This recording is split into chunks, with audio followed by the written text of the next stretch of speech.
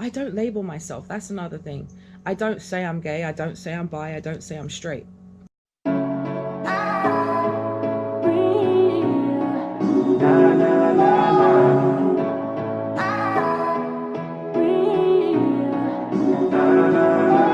Yeah, every day that's you and me. All day that's us, boo. Came through with that new thing. See, I don't know why I trust you.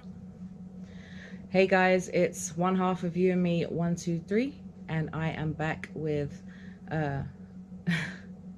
sorry, my cat's in the way. I'm back with my version of my coming out story.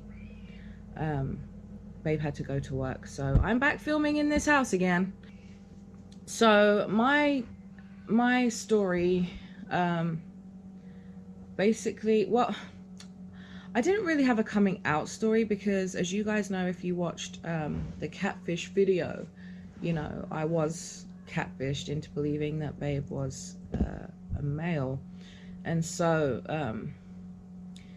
it wasn't really a coming out story necessarily. It was more of a reveal as to who Babe really was. But when I come to think about it, you know, a lot of people say that it's a choice. Well, and some people are like, well, how can you suddenly just switch? Like, that's how we know it's a choice, because, you know, you went from being straight, because all my past relationships had been with men, right? But realistically, when I look back on it, and even just like thinking about while I was in those relationships, there was always a disconnect. Like, something just wasn't connecting mentally, sexually. Like, being intimate with a guy, just, I was always kind of just blur, you know. So anyway, when Babe did finally reveal, you know, I'm actually a female, I was like, well, I still love you. Like, there isn't really much at that point that Babe could have told me, because Babe had helped me through a lot of stuff. It was just like, you know, well, I still love you. And that's how I know that, you know, when I love wholeheartedly. I don't judge. If I love you, I love you, and I'm riding with you. Whether you're my partner, whether you're my family, whether you're my friend, my real friends, you know, I will stay so down for you. It's ridiculous. And so when it came to telling people, I was terrified of telling my mom, not because she was prejudiced, because I know that a lot of her friends are, you know, gay or lesbian.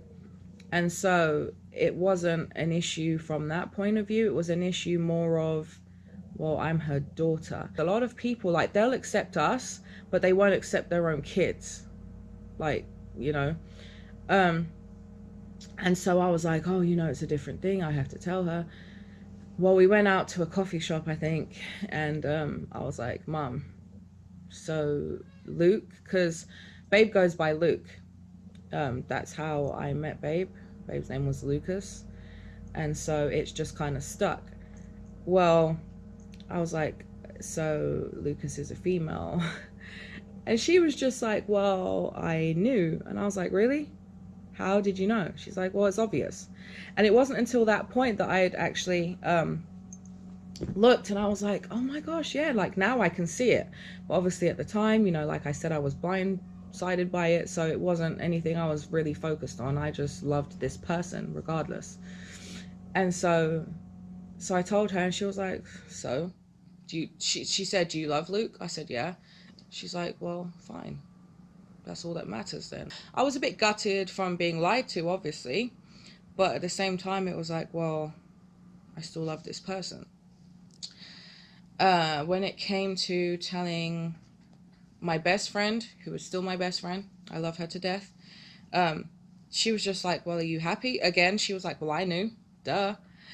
She's like, are you happy? Are you okay with it? I was like, yeah. She's like, well, then cool, I'm happy for you. And then my other best friend at the time just couldn't get it. Like, there was just no grasping it. Like, what? Wait, what? And the thing that really hurt me back then was that this friend, so-called friend, and my so-called family on my other half side, it was like they were sneaky and they would talk about it behind my back and they didn't know how to address it, and there was all this tiptoeing around and funny looks and little giggles here and there, and I'm just like, come on, you're supposed to be my family, you're supposed to be my friends, how are you about to just sneak around behind my back and, oh well, it may be, well, we don't know. Like, you know, I remember one time we were all sitting there and we were watching Catfish the movie, and there was all these like long pauses and silences and people looking over at me like, oh yeah, do you get it? Like, really? Why could you not just say to me, oh, you know, we think that you may be getting played? Or not only that, like, you know, do you know, are you aware that, you know, this could be possibly a female? There was none of that. It was all just speculation. It was all very sneaky and very two-faced, and ugh. So when I finally did say something, it was like, oh really? Oh, well, we kind of talked about it. Well, boy, bye, girl, bye.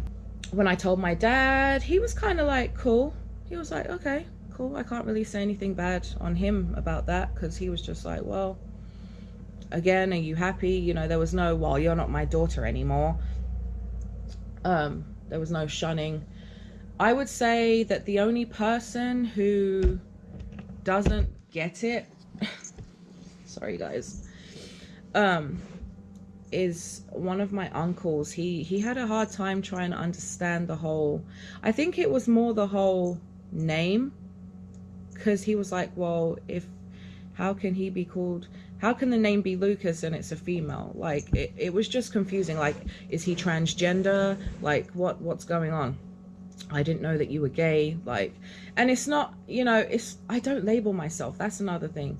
I don't say I'm gay. I don't say I'm bi. I don't say I'm straight. I'm just attracted to what I'm attracted to, and I love who I love.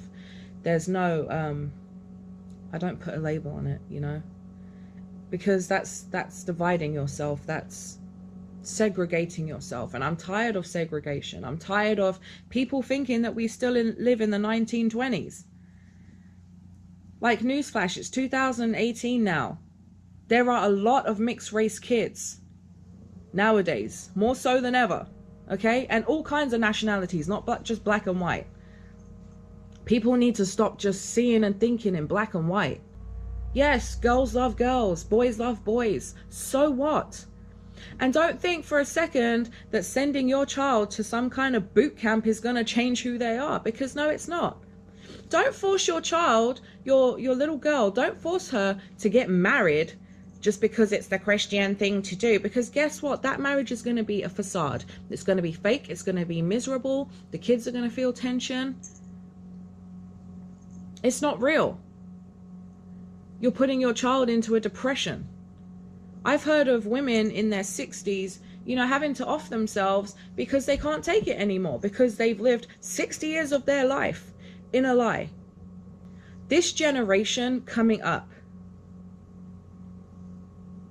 okay, and whether you want to say that they experiment, oh, it's just a phase, it's just an experiment, it doesn't matter. Let them experiment if that's what they want to do. How are they going to know what they like if they can't get the chance to experiment?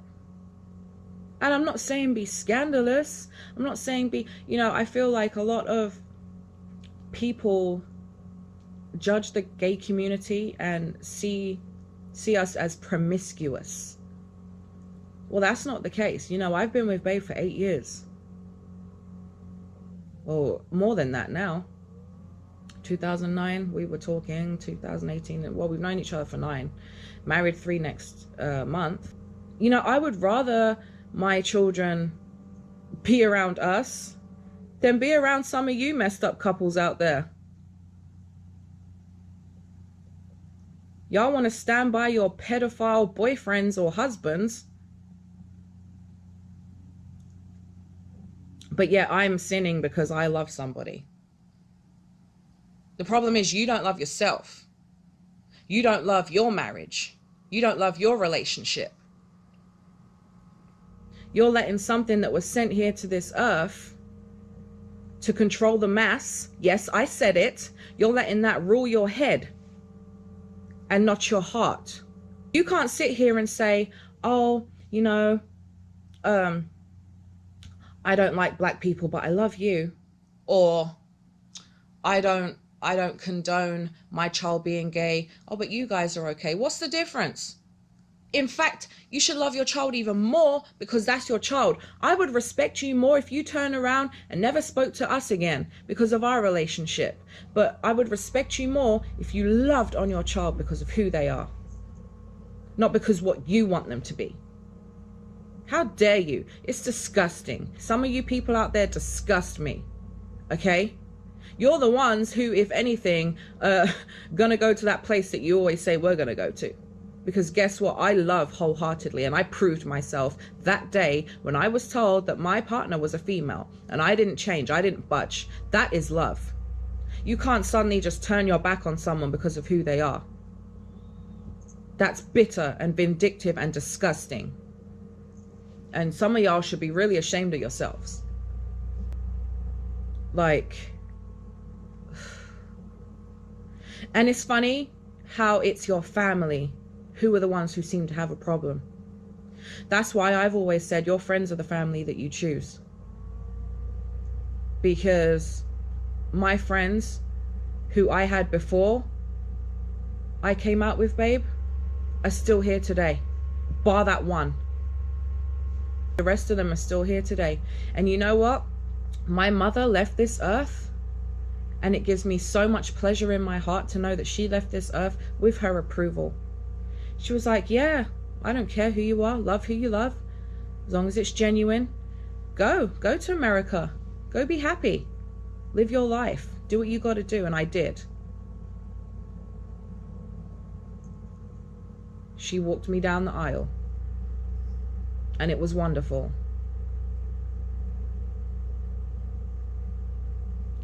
And a lot of same-sex relationships, and no, I'm not trying to encourage everyone to be gay, of course not. That's ridiculous. You love who you love, I just said it. But from what I've seen, I wouldn't want that again.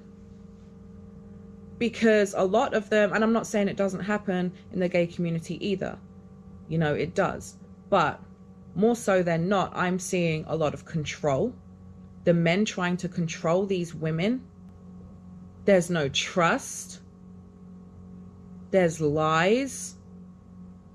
There's sex, a lot of sex and cheating. They don't want to be there for their kids. I know that I'm not going to get that with babe. I know that. Like everything that we have ever been through and will continue to go through, we've done together. Every decision that has been made, it's been made together. Because that's what a partnership is. That's what a unity of love is.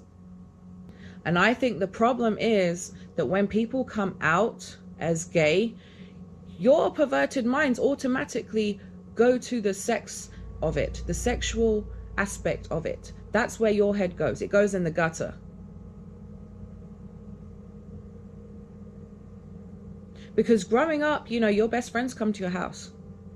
You hold hands with your best friends, you cuddle, you play, you sleep in the same bed as kids.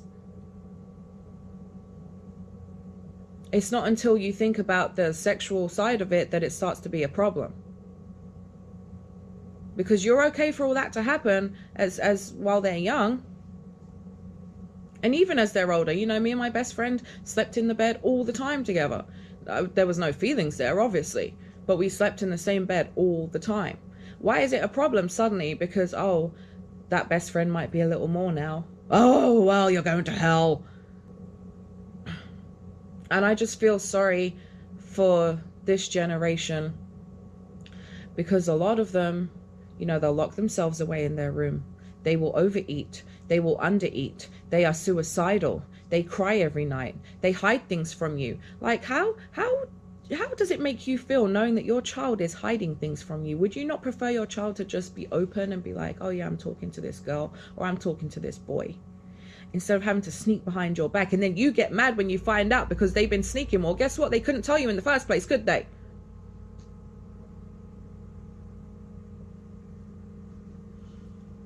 I'm just so blessed that my story wasn't tragic. And you know what, the one person, because I only needed one person's approval, and she gave that approval, and I'm very happy with that. Anyone else can think what they want. You know, I've heard, oh, why is, you know, she suddenly turned gay, that's weird, or blah blah blah. I don't care about you or your opinion, because guess what, you're miserable with that man who's cheating on you every Friday night. So I'm good, I'm living life. You don't need to worry about me and what goes on behind my closed doors. Because I promise we're not having wild sex orgies up in here. I'm in bed by 10. So, like, you guys can just get your head out the gutter and just move on with your lives. Do what you gotta do. I ain't hurting no one. And kids, please, there are support groups out there for those of you, and my heart breaks for you guys who feel like you can't be who you are, or who can't talk to somebody who's supposed to love you. Talk to us. You can comment below. We're not going to judge you. We love you.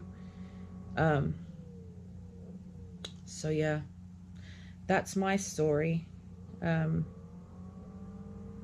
Sorry I got a little angry just then, but it happens because, you know, it's something that really weighs on my heart, because I just don't understand how you can just turn your back on someone because of who they are, you know. And your God is not my God, because my God says to love everybody. So I don't know who you're worshipping, but it ain't mine. And I'm glad you don't worship mine, because, you know, that's a good thing. Anyway, guys, that was my story. Like I said, if you have any questions or any comments, or you just want to chat, please comment down below.